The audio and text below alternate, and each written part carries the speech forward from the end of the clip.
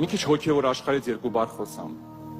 Մարդու կյանք մտնող ու ուրիշ չար ուժեր հրավիրող ամենագործուն, ամենահեշտ մարդու կյանքում տեղ գտնող դևերից մեկը դրանք լքվածության հոգին է, մենակության հոգին է։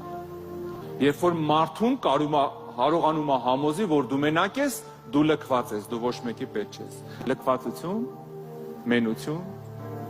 Դրա համար ես ուզում եմ հատուկ աղոթք անեմ, որ ամեն մեկից գիտակցում մեջները զգա, որ ինչ ուզում ա լինի, ես մենակ չեմ։ Աղոթք անենք, որ ամեն մեկս հասկանա։ Իրոք ներսից, գիտենք բոլորս էլ 1000 անգամ լսել ենք, բայց ամեն մեկս ներսից գիտակցի, որ